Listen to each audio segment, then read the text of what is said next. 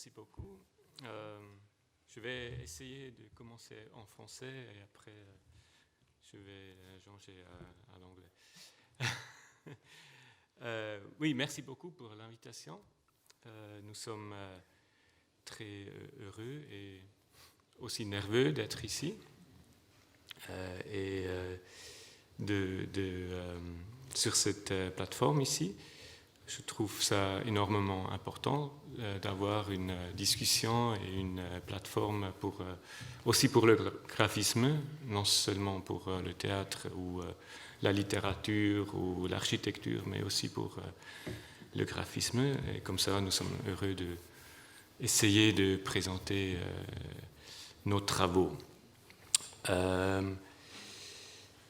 Oui, je vais changer à l'anglais maintenant. Because I'm in the happy position to have Marina Brucker with me, and this already for a couple of years now, and also have Adeline Mollard in the team. So, and she's also French-speaking or from the French-speaking part of Switzerland originally. So we can do this sort of bilingual, and I will do my best in English.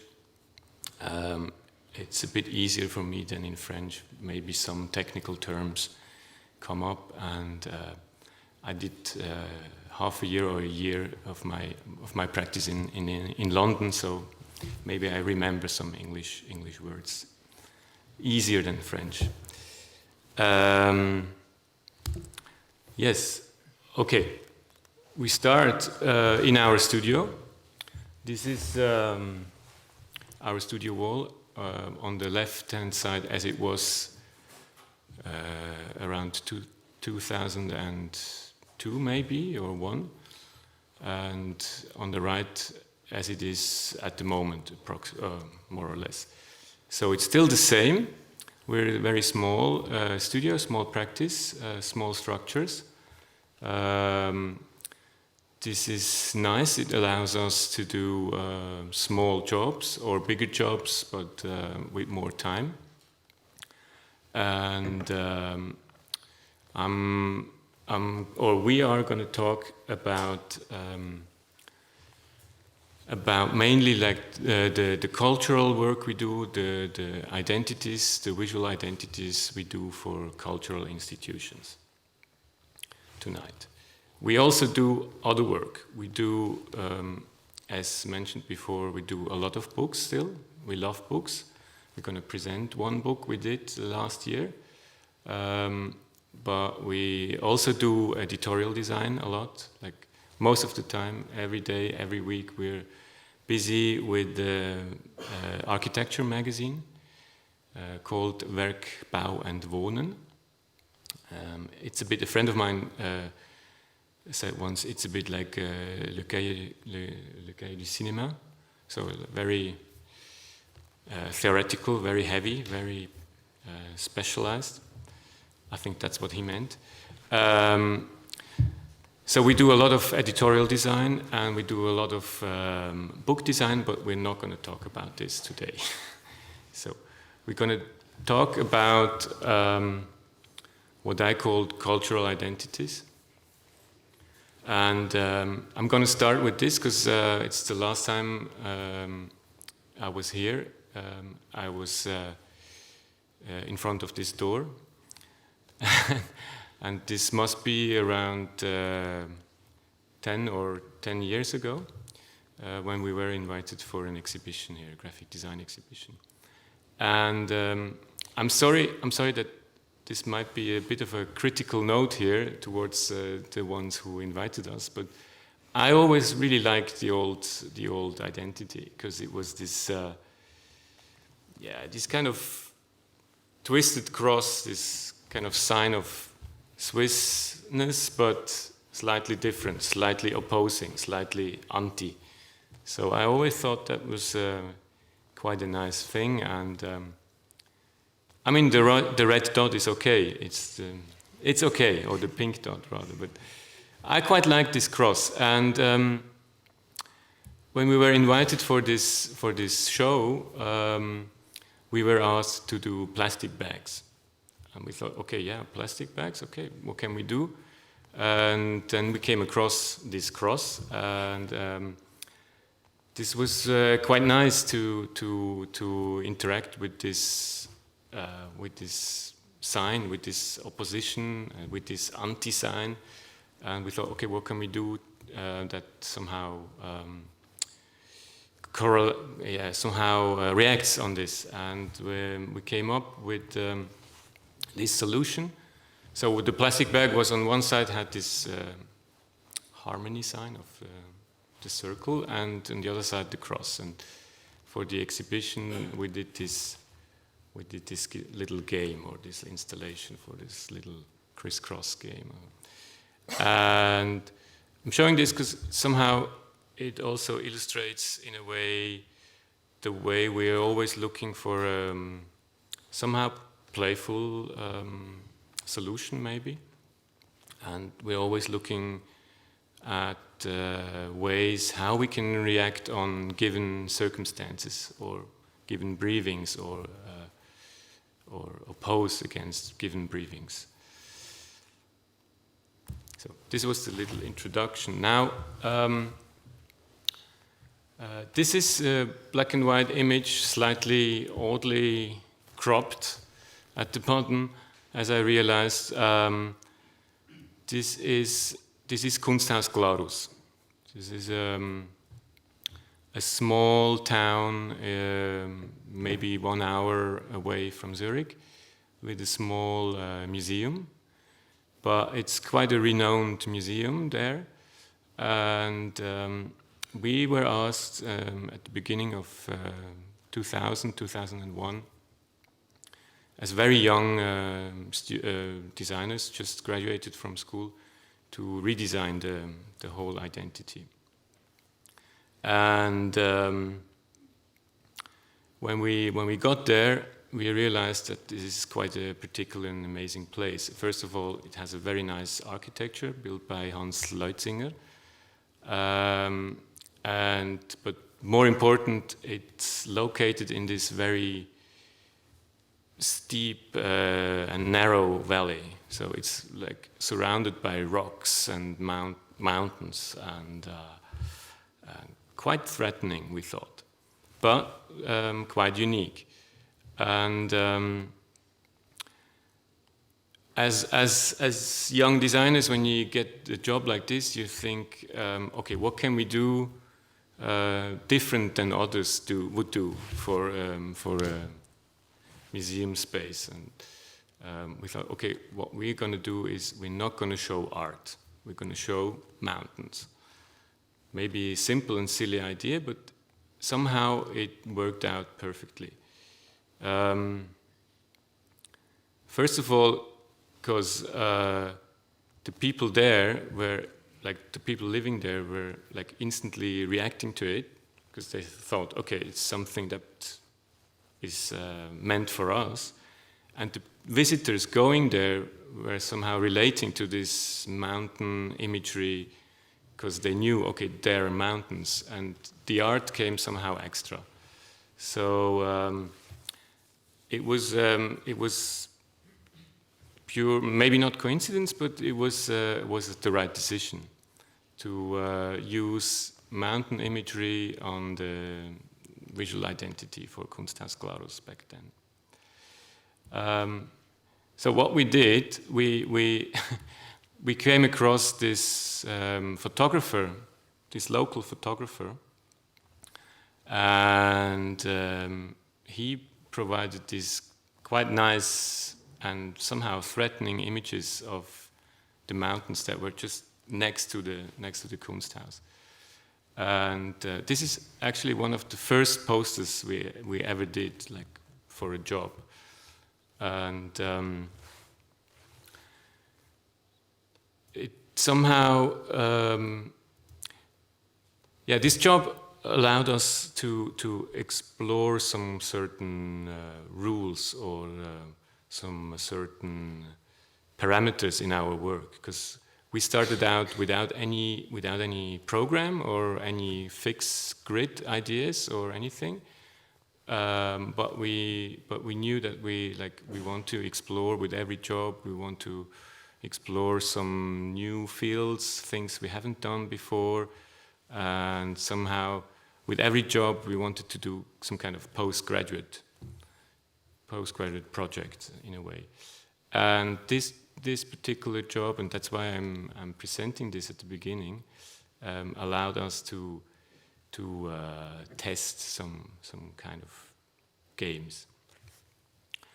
So we had these images by this photographer Fridolin Walcher, local photographer, and all we were able to do was to attach a sheet of paper and write on it, because somehow we wanted to keep the things very simple. We were brought up with, or we were socialized with designs by Neville Brody and David Carson at the time in the school, and all we knew was that we didn't want to do a design like that. So we wanted to keep the things simple as possible, and not getting anywhere complex. This was the second poster we did for them, and another one in this same series.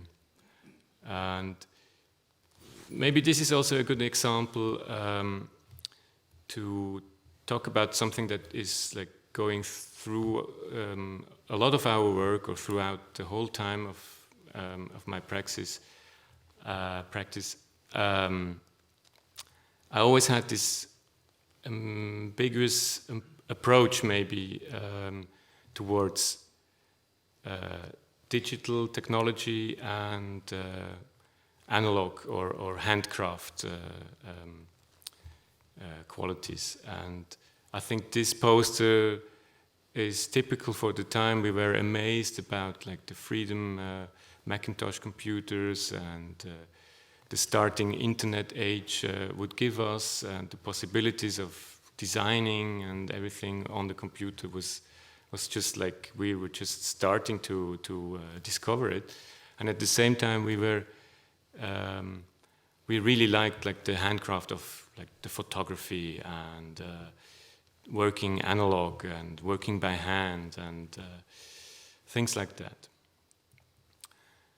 So another rule was that we wanted to do research. Like in every project we had, we said, okay, we have to dig deep. We have to go and look for archives that are around. And the year after the first year we did the identity, we found out that there is an archive called Schönwetter. This is a family, photographer family, who produced many pictures from Glarus and the mountains around. And Schönwetter is actually called Botton, you can tell, which is a funny name for a family who does postcard photography mainly. And there we went to this archive and we found beautiful glass plates, negatives, stuff like that, that we thought, okay, we're going to use this for the next series of posters. And then we explored, or we tested another rule. We said, okay, we never mix historical material and type. So we tried to find a solution to still have the announcements or the text for the exhibition on the poster, and have the pure image on the back. So we invented these two layers, or we just did it like that. And we also realized that typography is something for the subconsciousness, because here we cut out every single letter by hand. We still had time in the studio there. We didn't have many other jobs. We cut out every single letter, glued it together, copied to film, and brought it to the silk printer, who printed it onto these black and white offset printed posters. So it was completely crazy, but somehow now looking at it, I can feel that it adds something special than if I would just have typed it down, the text. The year after, we were looking for, or we found some aerial shots of the Swissair photography company, and we used these as background images. And then again, we changed something on the identity. It was not necessary, it was not asked at all, but we just wanted to explore or continue the work for this identity. And we changed the typeface from Akzidenzgrotesk to self-drawn monospace typeface. So it was like the introduction of a kind of monospace grid where everything was a bit more strict, a bit more controlled, a bit more, a bit more controlled. And a couple of years later, we thought, okay, all these old images don't work anymore. And we came across the Swiss Atlas, which is a kind of program where you can render or where you can render the landscape of Switzerland into 3D, three-dimensional renderings. In 2007 or 6, that was completely new to us, at least. And we thought, okay, cool. We don't need any photography anymore. We can build our own language, which will give us the backdrop for the posters.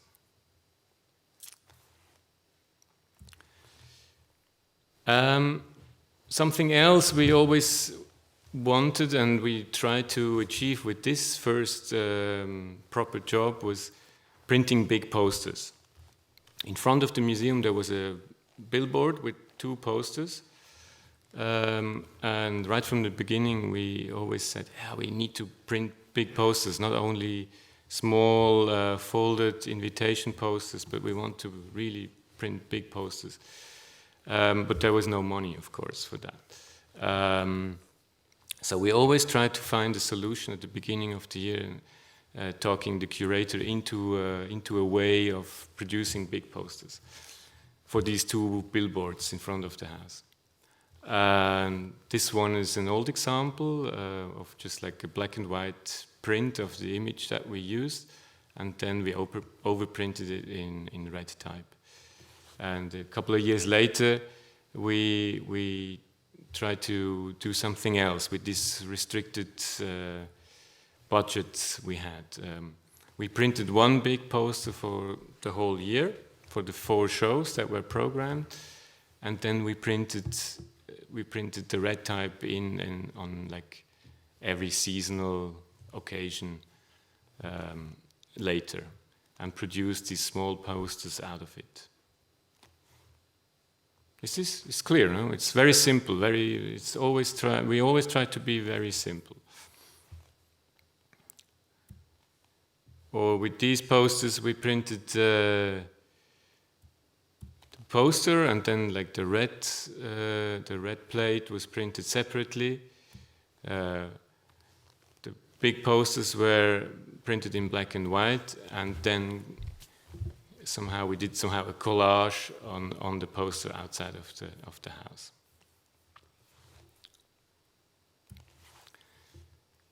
And in 2004, the Kunsthaus was asked to do a retrospective show at Liste in Basel. This is like the alternative show to the big Basel art fair called Art. There is Liste. And they were invited to stage a show of the the things, the exhibitions, the artists they were exhibiting the last couple of years. And we thought, okay, it's a new chance or a challenge to actually do again the same thing, acting local, printing big. And it happened that like the location where the show was held was a wood type workshop, so we could go there and use the printing machine and all the wood type letters they had in the drawer, and we emptied everything, stack it onto this wood type printer, and printed a big type poster with all the letters they had. So, yeah,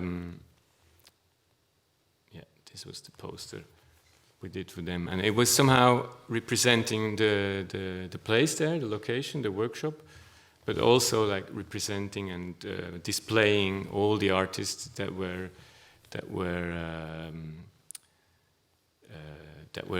presented before in the Kunsthaus Glarus. And a couple of years later, we got another job, and now Marina's going to take over. Donc oui, alors maintenant on va passer des montagnes glaronnaises à Aarau. On va parler du Aargauer Kunsthaus. C'est le musée d'art d'Argovie. C'est un des musées les plus importants de Suisse, et sa collection elle est spécialisée dans l'art suisse du XVIIIe siècle à nos jours. Donc chaque année, ils organisent plus de 10 expositions avec des artistes d'envergure nationale et internationale. Par exemple, les dernières expositions, c'était Sophie Teuber-Arp ou Dieter Meyer. Ils ont aussi un focus sur les jeunes artistes, l'art jeune, et les productions régionales artistiques. Donc après le Kunsthaus Glarus, donc Elektrosmog a fait le nouveau corporate design du Aargauer Kunsthaus en 2008. Donc depuis 2008, il s'affiche avec des nouvelles couleurs. C'est un corporate plutôt straight et sec, mais qui est très efficace. Donc comme on peut voir sur les affiches, c'est un A avec une astérix, ce qui est assez spécial. On peut se poser la question d'où vient cette idée. Donc, ça vient en fait d'une observation toute simple. On a regardé en fait le nom sur l'ancien corporate design, c'était écrit en Aargauer Kunsthaus Aarau, et en fait, on peut remarquer qu'il y a 7 A pour 22 lettres, donc contre seulement 3 R ou 3 U, 1 E. Donc, on se dit que après cette analyse formelle, on allait avoir une solution très simple pour simplifier tout ça. Donc on allait juste utiliser le A comme une abréviation du nom complet. Et l'astérix, c'est un peu un clin d'œil au drapeau du canton d'Aarau, mais ça sert aussi justement à un lien avec le nom complet.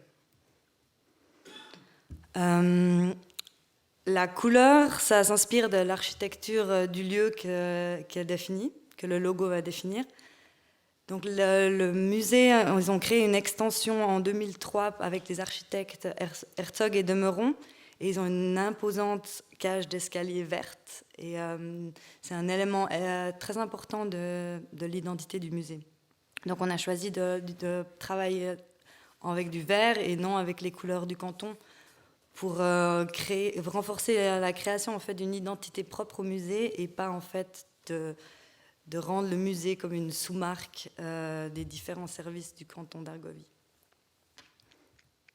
Donc le logo, comme on a dit, c'est un A avec une astérix. C'est une abréviation du nom, du contenu, et il fonctionne toujours en binôme en fait avec le nom complet, Aargauer Kunsthaus, qui se trouve toujours à quelque part sur le format, c'est-à-dire soit en bas, en petit ou au verso. Ça dépend des supports.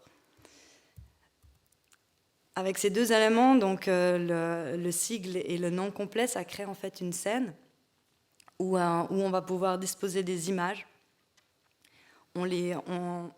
Justement, contrairement à Glarus, où justement, là, on voulait travailler sans images d'œuvres d'art, à Arau, on a décidé de mettre les images et les œuvres d'art au centre du visuel. Donc, on les range sur cette scène, on les met on les range donc systématiquement, toujours avec des légendes. Il y a donc elles sont toujours montrées de manière complète. C'est jamais des détails. Donc on peut voir par exemple, c'est la manière d'un accrochage dans une archive, par exemple, elles sont mises toutes ensemble, ou alors sur un tableau d'images dans une ancienne encyclopédie. Donc c'est vraiment très scientifique, enfin plus ou moins. Et donc le visuel, il est très pénétrant, donc proéminent, mais en fait ça laisse beaucoup de place entre ces deux éléments pour que les images elles puissent s'exprimer. Donc comme le corporate design il est assez statique, on est obligé de jouer avec les limites, avec les contraintes justement de ce corporate design, c'est-à-dire jouer avec les marges, avec la composition d'images, ou avec quand il y a plusieurs images, ou les débords.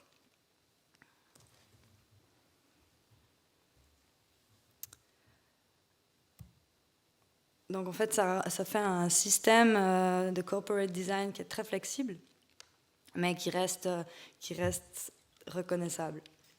Donc on l'utilise sur tous les supports, donc sur du A4, flyers, des brochures, des invitations, le site internet.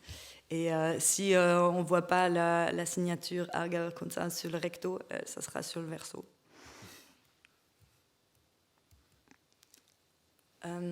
Donc c'est aussi un système une application dans des médiums imprimés comme un responsive design web. Ici on peut voir toute une série d'annonces qui ont été faites pour une expo.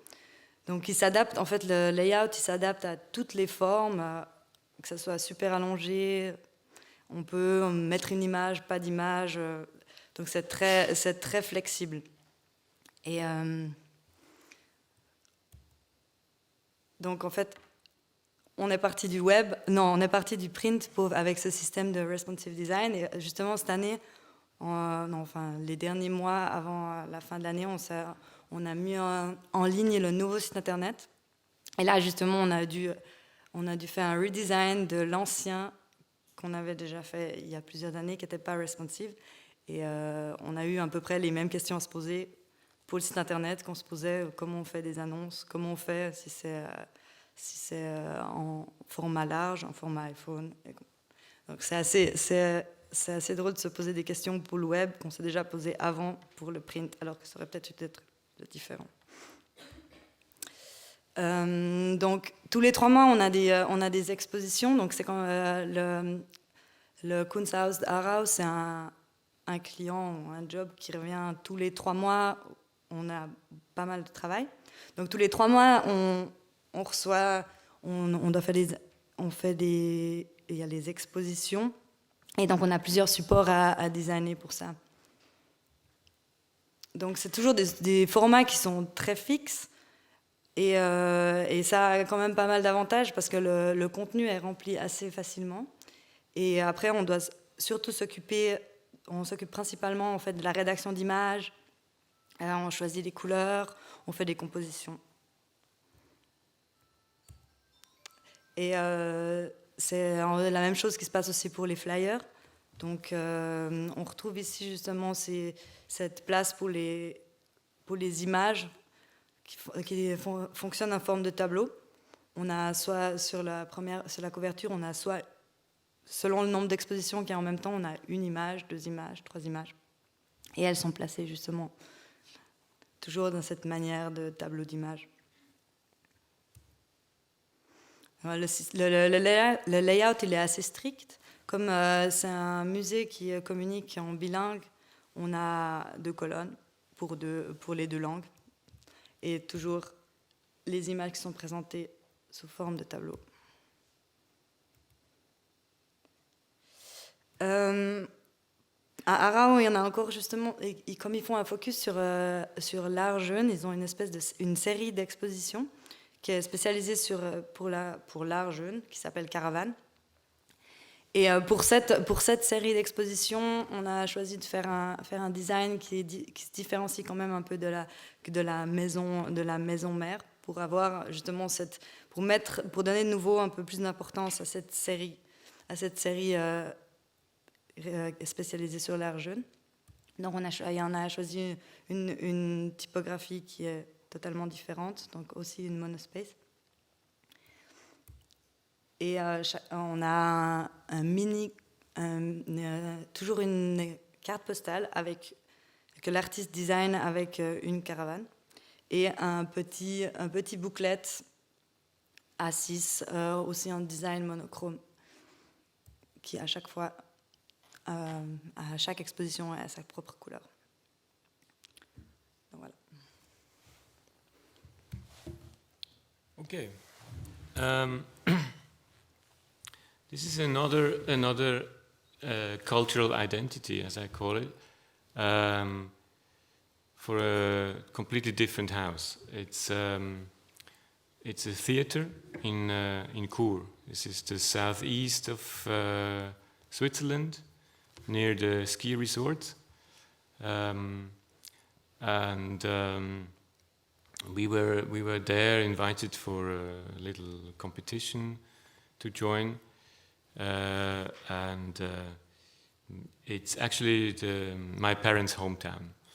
And when I told them that we were asked to participate in a pitch in a design competition, they told me the story that they actually fell in love there in the theater, and that I absolutely have to win this competition and do the jobs. Okay, it's a matter of love. And I must say I really like to work for a theater, although it's like the most chaotic thing you can probably do as a designer in the field of cultural corporate design.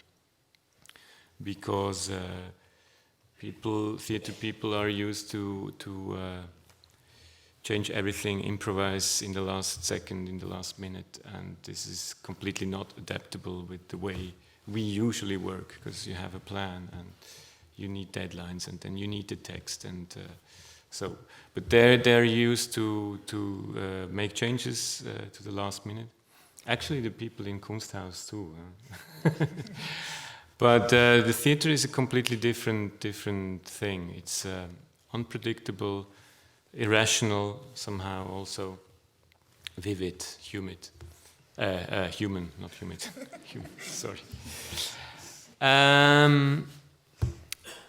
There again, we did research and found this beautiful wood-type, simple posters they did years back at the theater in Chur.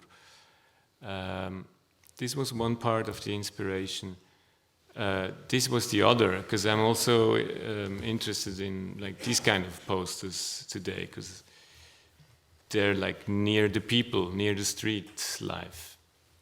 And I also look at these kind of design things with little stickers in between the lines and everything. So these were all details that somehow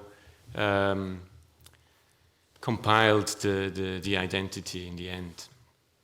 We were using, right from the beginning, we were using one typeface family by Christian Schwarz, called Bureau Grotesque, which is based on wood-type letters and somehow very like an extensive family. So I thought this would be nice to use on the typography side. And then I thought, okay, a theater has to be glamorous in a way. Like this is not Broadway, but this is like how you imagine going to a theater or to a show, like below a marquee with these nice letters on the top. or a lettering system like I found in Italy. So the first thing we did, we were using this glass box that you saw at the beginning. We tried to use this and as a display box and use these typography and letters to create this glamorous thing, but somehow we completely failed. It didn't work. The people there, they were not so happy with our idea, setting all these titles every night. We were lacking of letters. I think from the beginning, like they had to improvise with the 4 here, and then there was also weather condition. In winter, it's very cold there. In summer, the glass box was extremely hot, so like the letters were bending and breaking apart. So we were forced again after 1 year to change somehow the whole identity, and we came up with the idea of using light boxes. Again, a bit with the thought of we can print big posters again, and somehow this worked quite well because it was in one way referring to this glamorous Broadway marquee, but in a smaller scale, in a very rational Swiss scale. And from then on, we used this lightbox collage, you can say, as a main entrance appearance there. And it works quite well at night as well.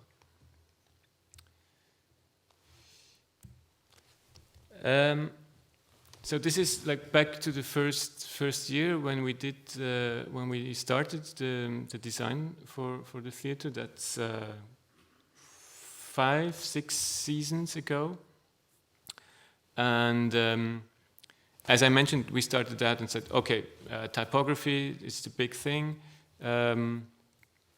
Also because we were before we got the job or before we entered the competition, we were talking to many theater people, friends, actors, independent directors, and so on. And they all said, "Listen, there is one problem in theater, or when theater comes to graphic design, it's the imagery. It's like the theater imagery is always the same. It's like it's this black box with people jumping around, and everything looks the same. Or the graphic designer of a theater does something completely unintended with the image we hand out, or the images are not relevant because they were shot too early before the piece was really finished. So it's a mess. Don't use photography." So we went in to this meeting and proposed the identity without any imagery. And they said, "Are you crazy? No way. We need images. We need to tell the people, is this a theater piece with 2 men or 20 people orchestra or whatever? There is no way. You have to integrate photography or imagery." Okay, so we decided in the first year we do both. We leave the photography in the background, and we do our typography thing in the foreground. And we went to a silk screen printer near Zurich, who was very, very good and fine silk screen printer. And we printed at the beginning of the season, we printed these template posters in this very nice, slightly old-fashioned iris print. And then we overprinted it in a way that it almost looked like images were in the back, and we glued some announcing information on top of it. And we were also, in the first year, we were mixing news images with theater images. So we could somehow disguise a bit like the theater imagery. And also because we had a media partner for this job, or like the local newspaper printer was partner of the theater or sponsor, so we could use their archive, and for every theater piece we tried to do some kind of image collage. We also made a newspaper, and again we did that with the intention of getting the technology, getting to know the technology, because we never printed a newspaper before, and we thought, okay, this is a nice chance. There is a newspaper producer, a sponsor on board. Let's see if we can print a newspaper there. And I always like these possibilities, these technology possibilities, and I also like to go to these printing shops and see how these things are produced and done.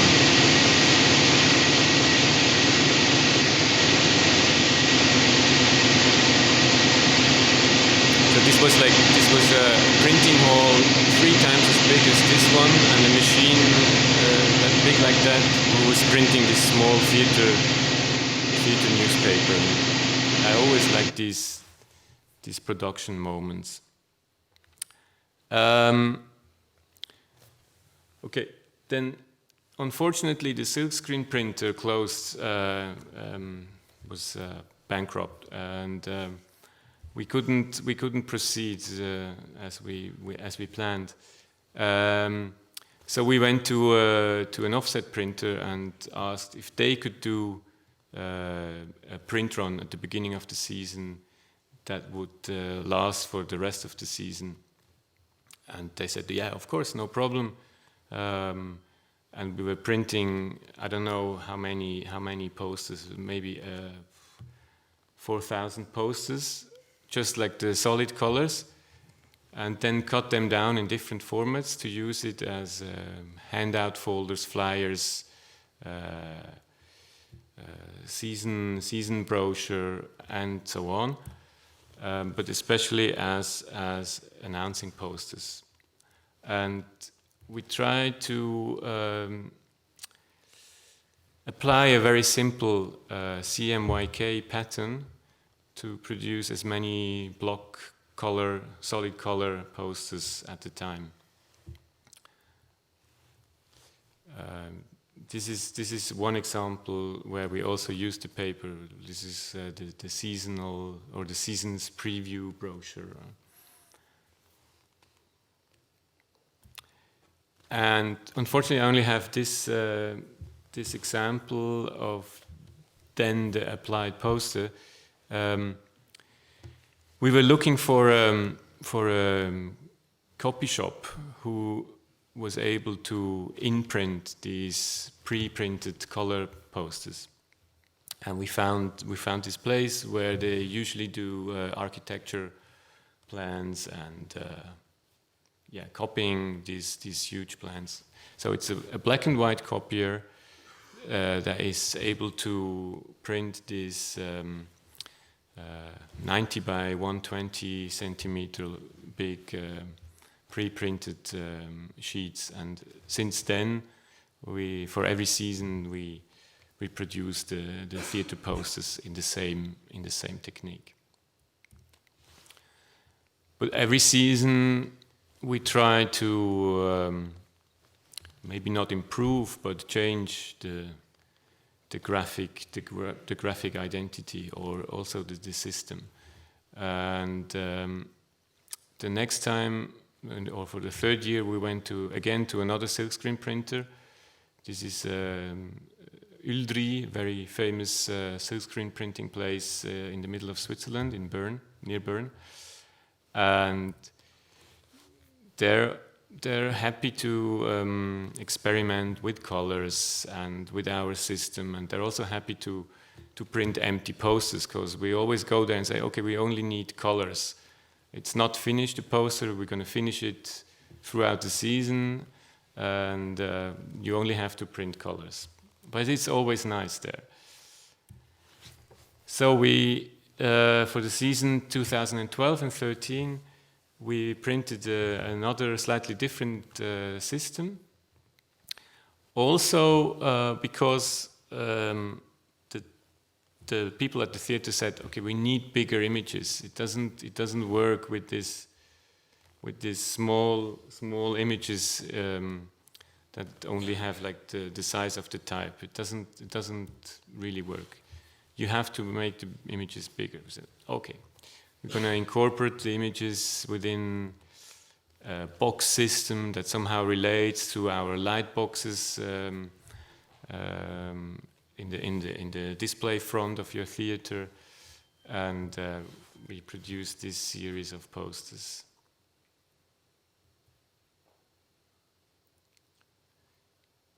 And then the discussion came up again the next season. Said, okay, it's fine, but the images have to be bigger. Say, okay, good. They're going to take half the size of the poster, but not more. But at the same time, we discovered that we also could do something else with the typeface, and something that you usually you're not trained to do this, or not allowed, at least in Switzerland. That is stretching and twisting and squeezing the type. But we thought, yeah, that could be something helpful for the design. So for like 2 years ago, we sat down again together with the theater direction, and they said, listen, it was nice with the images, but we need bigger images. We say, okay, but now we're at the point where it doesn't really work anymore. And but we said, okay, if you want to have bigger images, then let's go really big. So we proposed that we're going to do 2 posters. One, a typography poster, and one, an image poster. And again, we selected new colors, and like every season we do this color scheme, and we pre-printed full color posters with like full page images, and for every piece there is a typography version and an image version.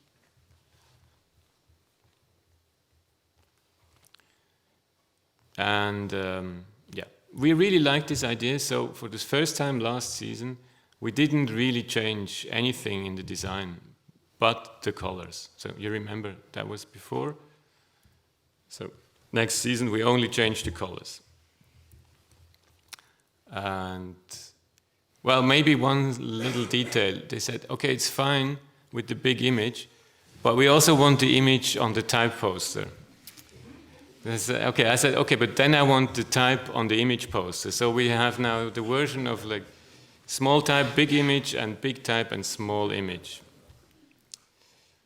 But we think it works quite well.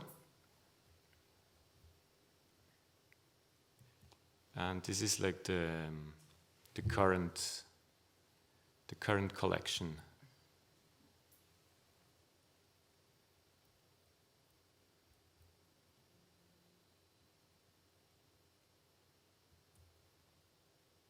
And now I pass on to Marina again. Après le théâtre, qui nous prend pas mal de temps tous les jours de la semaine, on a aussi, comme il a dit au début, on travaille pas mal pour l'architecture. On fait ce magazine d'architecture sur lequel on travaille tout le temps. À côté de ce magazine, il y a 6 mois, c'était un ancien rédacteur du magazine est venu avec un projet de livre d'architecture. Et pour ce projet, je me suis rendu compte qu'en fait, quand on travaille sur un livre, sur un projet de livre, en fait, on devient spécialiste d'un sujet. C'est-à-dire que je ne suis pas du tout spécialiste en architecture, encore moins en aviation, mais pour ce projet, on a dû se plonger justement dans ce monde nouveau. On a le projet qui s'appelle Designing TWA. Il nous a plongé pour presque 6 mois dans justement l'univers de l'aviation, l'architecture et le design des années 50 et le développement de l'architecture corporate. Et on peut dire qu'après 6 mois, on est devenu assez spécialiste. Donc le TWA, ça veut dire la Trans World Airlines. C'était une compagnie aérienne américaine.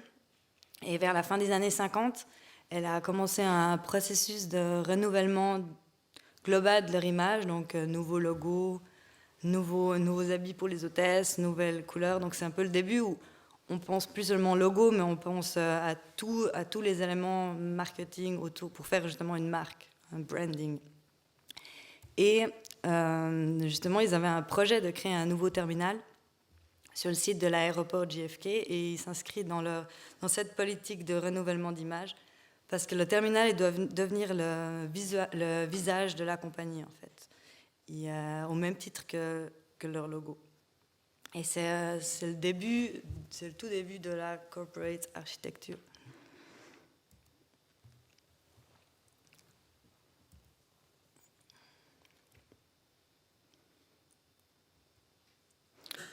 Donc, à la fin des années 50, début 60, c'est l'époque faste de l'aviation. Donc, ça se développe super vite. Les transports, tout le monde commence à prendre l'avion. Et pour créer ce nouveau terminal, on va demander à l'architecte américain d'origine finlandaise, Eero Saarinen. Et il s'était déjà fait un nom justement dans la corporate architecture, donc c'est l'architecture pour les grandes entreprises, parce qu'il a commencé à construire les headquarters des compagnies américaines comme General Motors ou bien John Deere. Et donc il va être choisi pour faire ce nouveau terminal. Donc par ses formes futuristes, l'utilisation du béton coulé en forme de coupole, des lignes arrondies, et ça va donner en fait ça va devenir une icône de l'architecture des années 60. Enfin, vous l'avez peut-être déjà vu dans le film Catch Me If You Can, qui a été tourné dans ce terminal.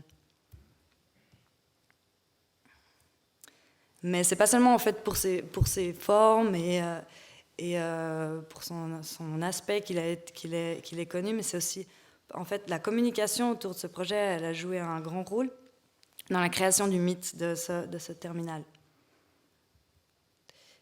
Une personne très importante qui a joué justement un rôle très important, justement, c'est Aline Saarinen. C'est la femme de l'architecte et qui est une journaliste de renom. Elle a presque eu un rôle aussi important que son mari, que c'est elle qui organisait toutes les relations publiques. Et elle orchestrera toute la communication autour du projet, les communiqués de presse, les apparitions dans les médias et les présentations du projet. Donc un peu, elle a fait le buzz autour de cette construction. Quelque chose qui était aussi très important chez Saarinen, c'était l'utilisation de la photographie. Et c'était pas seulement pour documenter les projets quand ils étaient finis, mais c'était surtout pour en faire la promotion des projets quand ils étaient encore au stade d'ébauche. Donc ils créaient un nombre de maquettes invraisemblables, mais surtout uniquement dans le but, enfin pour la plupart, ils avaient des maquettes pour tester le projet et des maquettes pour en faire des photographies en fait.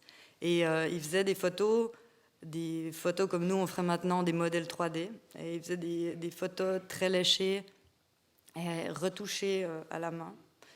Et elles étaient photographiées par Balthazar Korab, c'était le photographe de l'équipe. Et tout ça, c'était justement pour promouvoir le projet. Donc après Le terminal, il a été terminé et inauguré en 1962, peu après que Eero Saarinen soit décédé, donc à peu près une année après. Il a pu voir son terminal que en photo. Et donc malheureusement, le terminal il a rapidement été dépassé par l'évolution du transport aérien. Ils avaient fait beaucoup de recherches pour pouvoir calculer, plein de calculs, combien de gens allaient passer et tout, mais ils ne l'avaient même pas ouvert, qu'il était déjà trop petit. Il y avait trop de passagers, trop d'avions. En plus, la Trans World Airlines elle a fait faillite en 1992. Donc en 2001, ils ont abandonné le terminal. Et maintenant, en fait, il est petit à petit englouti par les nouvelles constructions à l'aéroport de JFK.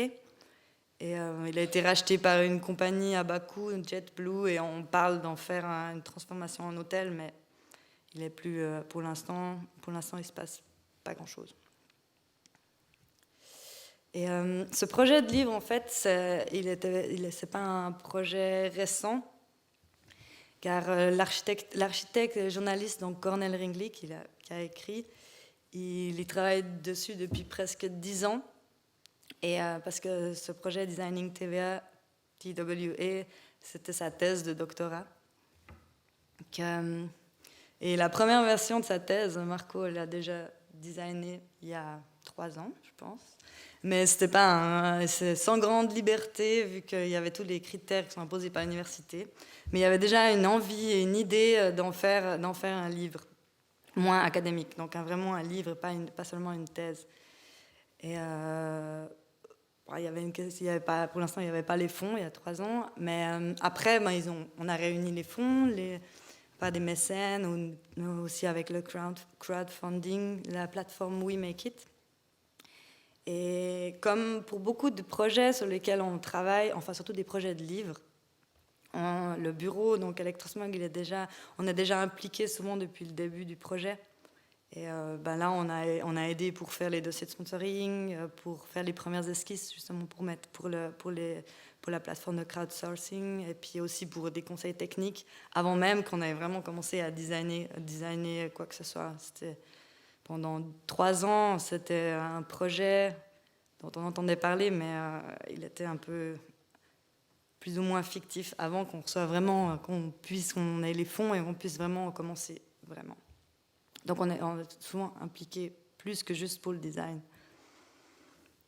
Le but en fait du projet, c'était assez simple, c'était de transformer cette thèse en un bon mix entre un coffee table book et un travail scientifique. Il fallait mettre en avant les magnifiques images d'archives, parce qu'on en avait tout plein, et aussi et des images d'archives donc de la Trans World Airlines et des images du bâtiment. Mais il fallait aussi laisser assez de place pour le texte qui est très informatif et qui illustre justement un aspect, pas seulement le visuel, mais justement comment ça marche avec le corporate design et l'architecture, cette espèce de mix. Comment on design une airline, plus que juste pour un logo, complètement. Donc une grande part de notre travail pour ce projet, c'était la rédaction image. Donc Cornel Ringley nous avait livré avec le texte, il nous a livré déjà une grande quantité d'images qu'il avait choisies pour illustrer sa thèse. Il est arrivé avec on avait, je sais pas, 400, 500 images qu'il avait préchoisies, mais non, on n'était pas tout à fait d'accord parce qu'on trouvait trop illustratif par rapport à la thèse et on voulait compléter la recherche initiale avec des images justement moins illustratives et plus émotionnelles, peut-être des images aussi un peu moins connues ou des images qui ont été faites par des photographes amateurs qui datent d'aujourd'hui, qu'on n'a pas déjà vues 50 fois. Donc pour ce faire, Marco et Cornel ils se sont rendus sur place. Ils sont allés à New York, ils sont allés visiter le terminal, ou bien depuis l'extérieur. Voilà. On ne pouvait pas rentrer. Et ils ont surtout visité les archives à Yale, les archives de Eero Saarinen. Donc là, ils ont trouvé des milliers d'images, des plans, des esquisses, des photos de famille. On a vu Eero Saarinen en maillot de bain. Donc ça nous a permis de voir, de rentrer un peu de rentrer dans son univers et connaître plus le personnage et aussi de découvrir des images qui n'ont jamais été publiées. Et donc ils sont revenus après 4 jours avec encore plus d'images. Donc en fait au final on avait tellement d'images qu'on savait plus comment il fallait faire. Il fallait faire une sélection parce qu'elles étaient toutes magnifiques, enfin la plupart. Et il fallait qu'on choisisse, quoi, parce qu'on ne pouvait pas faire un livre de 1000 pages, ça allait être pas du tout intéressant. Donc on a commencé à classifier les images, on les a toutes regardées, on a fait 3 types d'images, et justement cette classification, elle a influencé en fait la structure finale du livre. Donc on a fait ces 3 groupes. Le premier groupe, c'est des images explicatives, des images plus illustratives de la thèse. On les a mis en noir et blanc et on les a directement inscrites dans le texte. Elles entrecoupent le texte pour supporter justement la thèse. C'est pas des images qui doivent être présentées en très grand, c'est vraiment un peu comme des notes de bas de page. En deuxième groupe, on avait des images type de documents. Donc on les a mis de nouveau d'un style planche illustrée.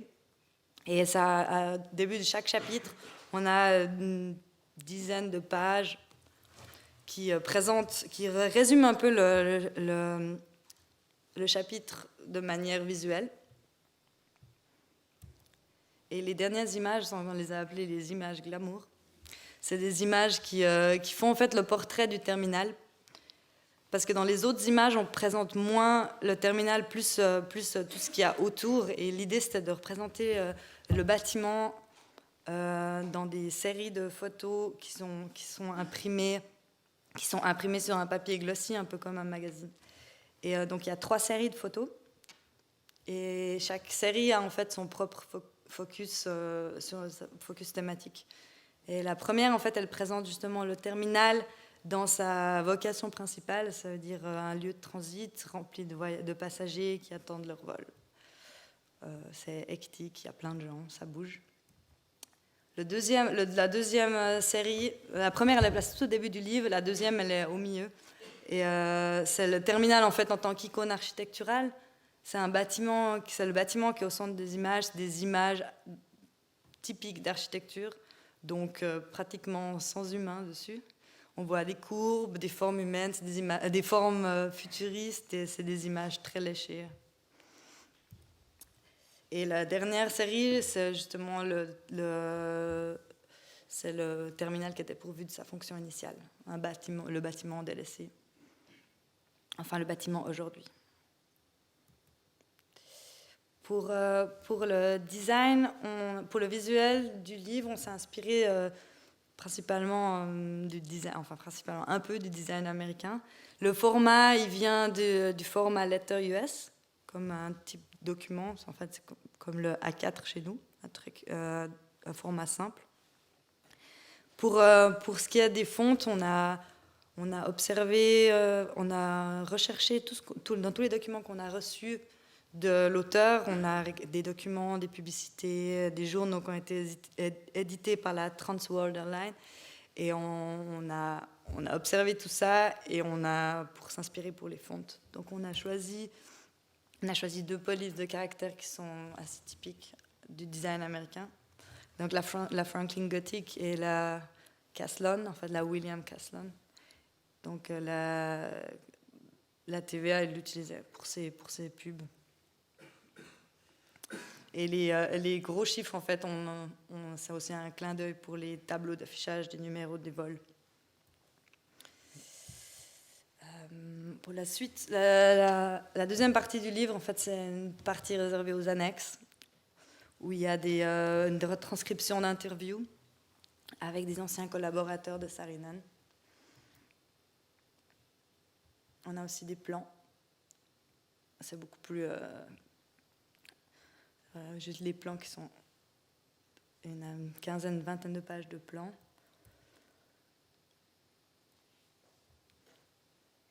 Et ça finit en fait par la série, pas complète, d'images du terminal aujourd'hui.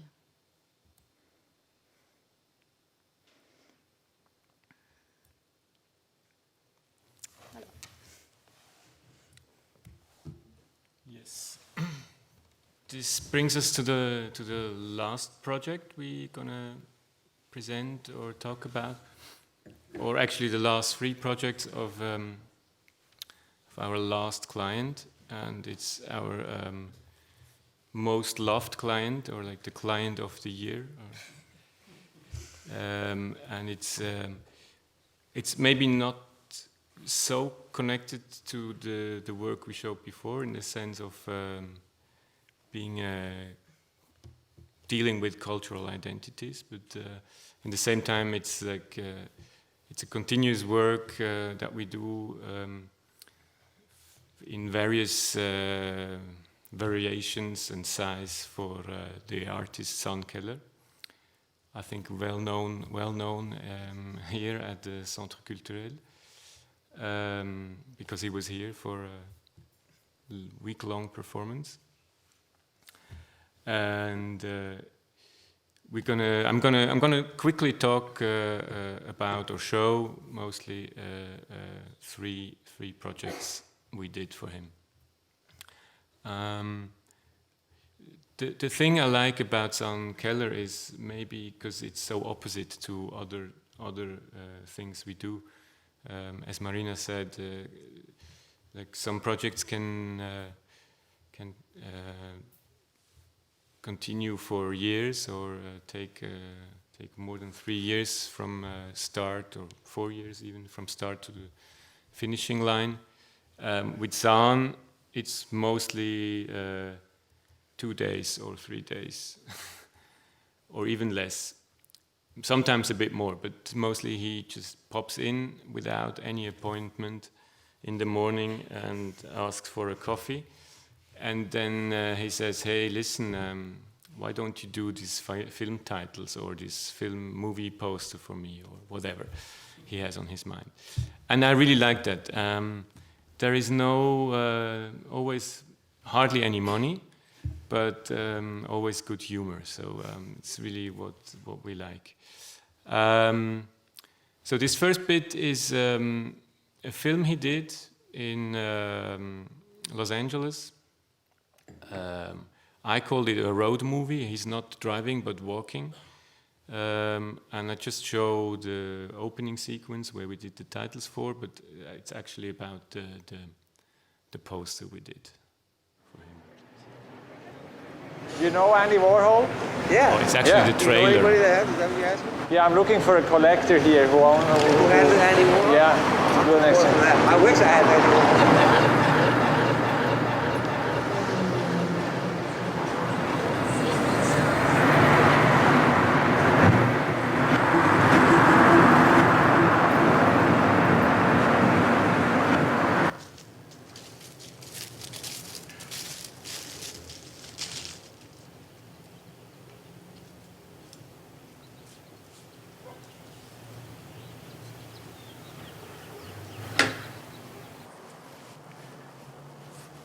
Liberalism, I don't know what that is, but I know that liberation is to be free, so maybe they go hand in hand, who knows?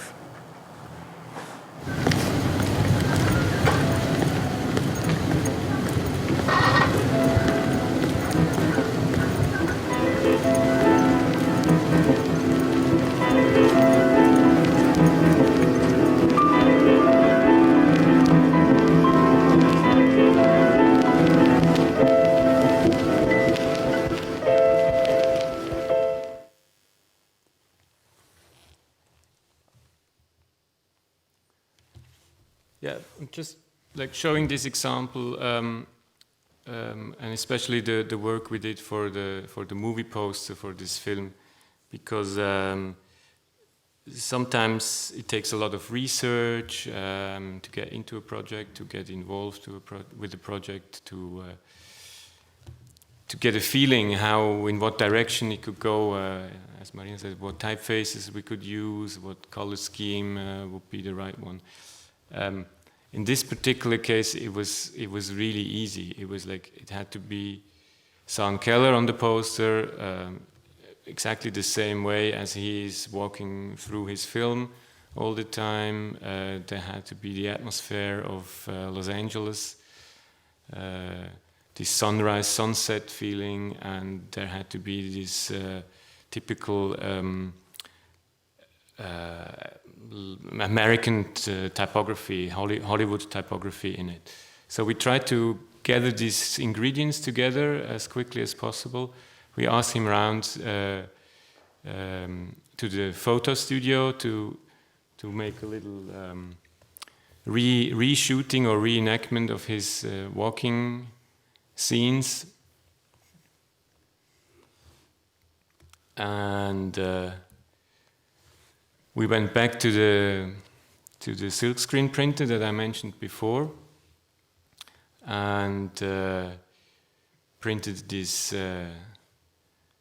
sunrise and sunset and these big letters, and came up with this poster that somehow I mean, my internship, Yannick Nuss, he might disagree because he was working very hard on this project, but in a way the ingredients were very clear right from the beginning, and I always had like these images in mind. And funny enough, like a couple of weeks after finishing the poster, we got this invitation from the art book fair, and I mean it exactly had this cliche of Los Angeles in it, so it felt somehow just right to do it this way. And again, in Switzerland, normally the posters are only small scale, A2, but we thought like for a really nice big movie, as Sean Keller did, it would be appropriate to have a big poster. So we tried to have all these four, like double the images, in fact, and double even the posters, so to have two versions of the poster that he could use. And then there is another funny project I did with him. It's actually called Employee of the Day, and he was again coming around the studio and said, "You graphic designer guys, you must know how to design with PowerPoint, the program, the software." And I said to him, "Hey, listen, I hardly ever touch anything from Microsoft, and especially not PowerPoint. I don't have a clue." But he had this idea of producing faces with the illustration tools of PowerPoint and call it Employee of the Day. So I said, "Okay, let's try." And it was a very nice, relaxing, almost like doing yoga treatment, to try to work with a completely unknown software and come up with these illustrations. And to finish the presentation and to sum up, this is the last piece, and it's again somehow related to the PowerPoint illustrations. It's again a very small project that Sean Keller brought to our studio. He said